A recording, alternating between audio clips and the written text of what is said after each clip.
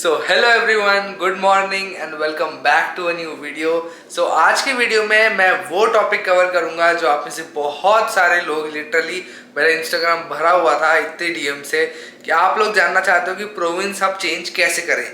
Mostly बहुत सारे बच्चे अभी प्रोविंस चेंज करने के प्रोसेस में हैं, प्लस बहुत सारे बच्चे ये सोच रहे हैं कि आगे उनको अगर प्रोविंस चेंज करना पड़ा तो उनको क्या क्या चीजें करनी पड़ेंगी। एंड आई एम 100% श्योर कि मेरे चैनल पे अब से जो मैं वीडियोस डालने वाला हूँ प्रोविंस चेंज से रिलेटेड, इनसे आपको बहुत ज्यादा नॉलेज मिलेगी, बहुत ज्यादा क्लैरिटी मिलेगी और मैं बहुत सिंपल वर्ड्स में पूरा प्रोसेस आपके लिए एक्सप्लेन करूंगा। तो चलो वीडियो शुरू करते हैं एंड मैं आपको बताता हूँ correct process of changing your province in Canada. Now सबसे पहले मैं बता देता हूँ कि जो फर्स्ट 2 पॉइंट की मैं बात करूंगा ये बहुत ही इंपॉर्टेंट और फंडामेंटल क्वेश्चंस हैं जिनके आंसर्स आपको पता होना जरूरी है before you know the actual process. And उन 2 पॉइंट्स को डिस्कस करने के बाद, उनके आंसर्स फाइंड करने के बाद मैं आपको पूरा प्रोसेस एक्सप्लेन करूंगा। सो पॉइंट नंबर 1 में आता है सबसे fundamental question, Why do you want to change your province? Now, जब आप इस क्वेश्चन का आंसर ढूंढोगे तो आपको मेनली 3 चीजें मिलेंगी। सबसे पहला रीजन होगा परमानेंट रेसिडेंसी या फिर पीआर। नाउ ये जो ऑप्शन है सबसे कॉमन ऑप्शन है और सबसे मेन रीजन है लोगों का प्रोविंस चेंज करने के लिए। एंड इसमें कोई बुरी बात नहीं है। अगर आपने अपने आप को कनाडा में सेटल होते हुए देखा है, आप सोचते हो कि आप यहाँ पे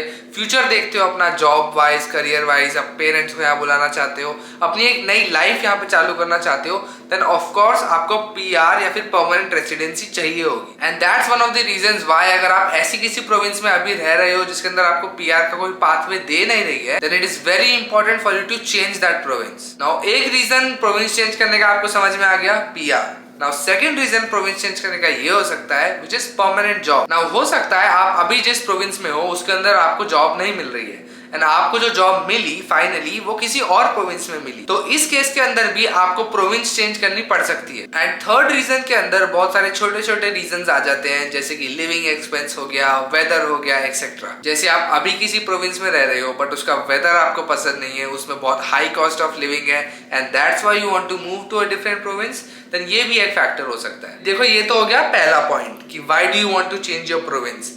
इस क्वेश्चन का आपके पास एक सॉलिड आंसर जरूर होना चाहिए। एंड अब आते हैं हमारे सेकंड क्वेश्चन की तरफ, which is are you sure that you want to change your province. Now this question might sound silly but ये क्वेश्चन पूछना इसलिए जरूरी है क्योंकि बहुत सारे लोग सिर्फ ऐसे ही सोचने लग जाते हैं कि मुझे प्रोविंस चेंज करना है, उसके पीछे कोई रियल इंटेंशन या फिर रियल इंटेंट नहीं होता है। So it is very important कि आप मन बना लो कि आपको प्रोविंस चेंज करनी है या फिर नहीं करनी है। आप मिडवे नहीं रह सकते, आप डिलेमा में नहीं रह सकते, क्योंकि आप जितने टाइम डिलेमा में रहोगे उतना टाइम आप अपने वर्क परमिट का वेस्ट करोगे। इसलिए या फिर you should be all in या फिर ऑल आउट। अगर आप डिसाइड करते हो कि आपको प्रोविंस चेंज करनी है देन मेक श्योर कि उसके आगे के स्टेप्स पे वर्क करो।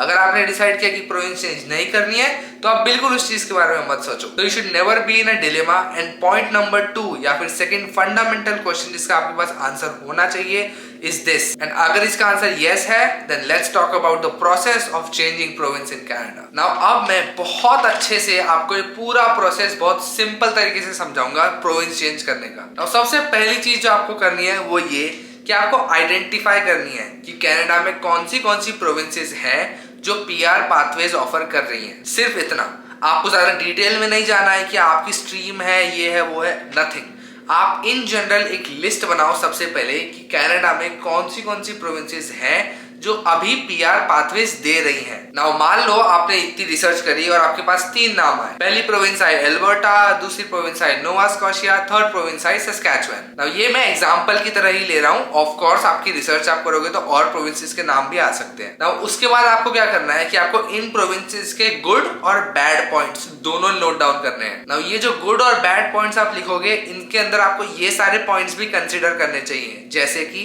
Climate, crime rate, job opportunities, living expense, transportation and medical facilities etcetera. Now make sure आप ये जितने भी प्रोविंसेस के मैंने फॉर एग्जांपल नाम बताए तो आप एल्बर्टा के गुड एंड बैड साइड्स लिखो कि वहां पे वेदर कैसा है, क्राइम रेट क्या है। सिमिलरली आप नोवा स्कॉशिया और सस्कैचुअन इनके बारे में भी ये गुड और बैड पॉइंट्स लिख के रखो। अब आपने ये भी कर लिया, इसके बाद आपको क्या करना है कि आप मान लो जैसे मैं अभी स्टूडेंट हूँ जिसने 2 1-1 साल के कोर्स किए हैं, ठीक है। तो अब मैं देखूंगा कि मेरी सिचुएशन में जो मेरे जैसे बच्चे हैं उनके लिए इन प्रोविंसेस में से कौन सी प्रोविंस पीआर पाथवे दे रही है। इसको बेटर अंडरस्टैंड करने के लिए ऐसा समझ लो कि एल्बर्टा में 2 पाथवे अभी हैं, ठीक है। एक पाथवे बच्चों के लिए है जिन्होंने एल्बर्टा में पढ़ाई करी है एंड एक पाथवे उन बच्चों के लिए जो बाहर से एल्बर्टा में जा रहे हैं। तो ना मेरी सिचुएशन में जो पहला वाला एल्बर्टा का पाथवे है उसके लिए मैं एलिजिबल ही नहीं हूँ, तो उसको मैं क्रॉस कर दूंगा, ठीक है। बट दूसरा वाला जो पाथवे है उसके लिए मैं एलिजिबल हूँ, तो मैं उसको टिक कर दूंगा। तो थर्ड पॉइंट में आप लिस्ट बनाओगे कि आपने जो जो प्रोविंसेस छाटी हैं उनके अंदर आपकी सिचुएशन से रिलेटेड कौन से पीआर पाथवेज कौन सी प्रोविंस दे रही है। नाउ इस पूरी चीज को आप एक ट्री की तरह देखो, ठीक है। सबसे पहले आपने क्या डिसाइड किया कि कौन सी प्रोविंसेस है कनाडा में जो पीआर दे रही हैं। उसके बाद उन प्रोविंसेस के गुड एंड बैड पॉइंट्स देखे, ठीक है। उसके बाद आपने उन प्रोविंसेस के वो प्रोग्राम शॉर्टलिस्ट किए जिनके लिए आप एलिजिबल हो। नाउ मान लो ये सारी स्टडी करने के बाद आपके पास एल्बर्टा में एक पीआर पाथवे आ गया, नोवा स्कॉशिया में एक पीआर पाथवे आ गया और सस्कैचुअन में एक पीआर पाथवे आ गया। अब आपको क्या करना है कि अब आपको सेकंड पॉइंट को दोबारा रिविजिट करना है, जिसके अंदर मैंने वो सारी चीजें नोट डाउन करने को बोली थी, like climate, transportation, medical facilities, crime rate etcetera. And अब आपको डिसाइड करना है कि अब देखो ये पाथवेज मेरे को तीनों जगह पे मिल रहे हैं, ठीक है। बट अब मैं कहाँ जाना चाहता हूँ या फिर मैं कहाँ जा सकता हूँ। अब फॉर एग्जाम्पल सस्कैचुअन का क्राइम रेट बहुत ज्यादा है, तो हो सकता है आपके लिए वो एकदम नो ब्रेनर हो या नो डील हो, आपको जाना ही ना हो सस्कैचुअन, तो आप सस्कैचुअन को प्रोग्राम को फिर क्रॉस कर दोगे। फिर आपका फोकस क्या रह जाएगा, एल्बर्टा और नोवा स्कॉशिया। सिमिलरली अगर आपके लिए क्लाइमेट एक बहुत बड़ा नो है, आप बिल्कुल ठंड में नहीं जाना चाहते, तो उस केस में आप एल्बर्टा को क्रॉस कर दोगे, सस्कैचुअन को क्रॉस कर दोगे, फिर सिर्फ नोवा स्कॉशिया आपका फोकस रह जाएगा। अंडरस्टूड। तो अब ये चीज आपको करनी है कि थर्ड पॉइंट में आपने एक बार शॉर्टलिस्ट कर लिया, फिर दोबारा से रिविजिट करो सेकंड पॉइंट एंड इन तीनों में से डिसाइड करो कि आप किस तरफ ज्यादा इंक्लाइंड हो। नाउ ये करने के बाद the most important thing is to decide when you want to move to that province. Now मान लो अभी जनवरी है, अभी ठंड का मंथ है, तो क्या आपको विंटर्स में मूव करना है या फिर आप अप्रैल मई में जब समर्स हो जाएंगे तब मूव करना चाहते हो।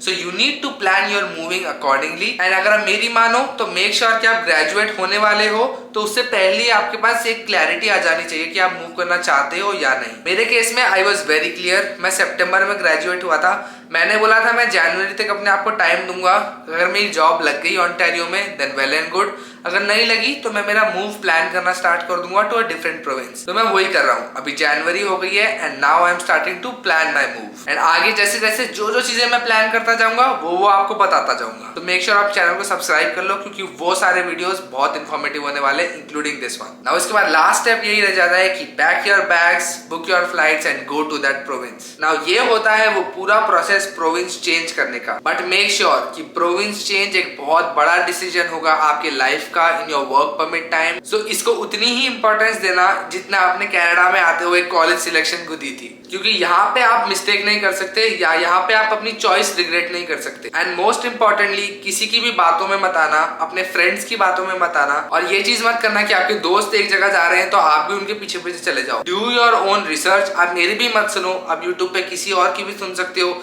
इतने लोग एक सबसे बात करो। मैं भी खुद 4 से 5 इमिग्रेशन लॉयर से बात कर रहा हूँ कि कौन सी प्रोविंस में जाना चाहिए नहीं जाना चाहिए।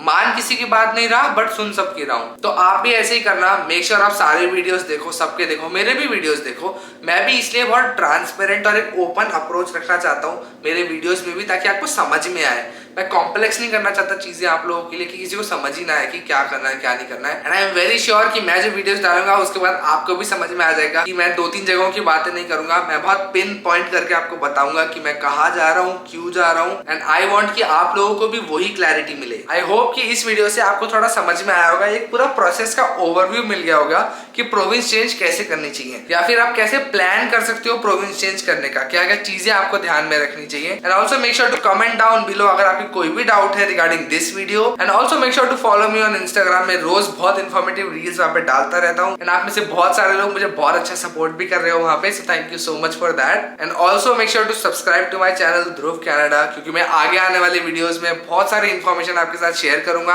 विच I am very very sure कि आपको बहुत हेल्प करेगी अगर आप प्लान कर रहे हो प्रोविंस चेंज करने की in Canada. So thank you so much for watching. I will see you guys in the next one.